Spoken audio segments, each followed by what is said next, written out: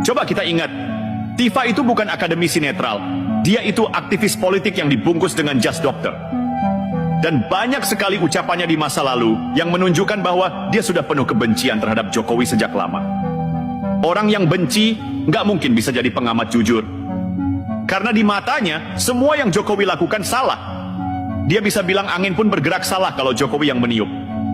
Dan lucunya lagi, dia menyerang Jokowi bukan dari sisi kebijakan. Bukan dari ekonomi, bukan dari infrastruktur, bukan dari geopolitik. Tapi dari fotokopi ijazah.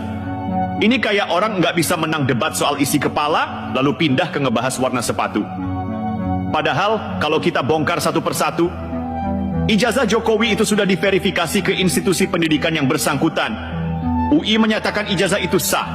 Kemendikbudristek menyatakan ijazah itu teregistrasi resmi. Bareskrim menyatakan identik, sah, dan tak ada unsur pemalsuan. Bahkan dalam dunia forensik, kata identik bukan berarti mirip. Itu istilah teknis yang menunjukkan dokumen cocok 100% dengan arsip resmi, baik konten, struktur, maupun metadatanya. Tifa sok bicara forensik, tapi tak ngerti istilah paling dasar. Ngomong identik bukan asli itu sama aja kayak bilang kembar itu bukan manusia. Logikanya jungkir balik. Dan yang paling parah, dia menghina institusi hukum. Dia seolah menuduh Bareskrim berbohong, seolah polisi itu main mata, seolah penyidik yang berpuluh tahun berkarya itu bisa disetir oleh satu pihak. Pertanyaan buat Tifa, kalau kamu nggak percaya polisi, nggak percaya UI, nggak percaya negara, yang kamu percaya siapa? Dukun politik di belakang panggung? Sponsor fitnah? Makanya publik harus sadar, ini bukan sekadar soal ijazah. Ini adalah skenario terstruktur untuk mendelegitimasi pemimpin dan negara. Karena kalau presiden bisa dijatuhkan kredibilitasnya hanya karena narasi receh soal ijazah, maka ke depan nggak ada lagi presiden yang aman. Semua bisa difitnah, semua bisa diserang. Dan bangsa ini akan terus-menerus jatuh dalam lingkaran kebencian yang dibuat-buat. Dan itu yang mereka mau.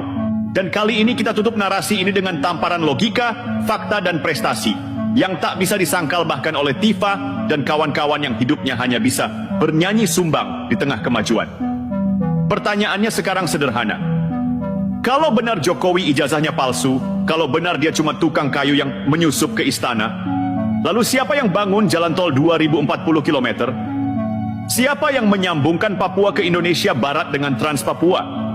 Siapa yang bikin Bandara Internasional Kertajati, WIE, dan pelabuhan-pelabuhan di luar Jawa? Apa itu dibangun pakai ijazah palsu? Siapa yang buat 16 juta petani, nelayan, UMKM bisa langsung terima bantuan lewat digitalisasi keuangan negara?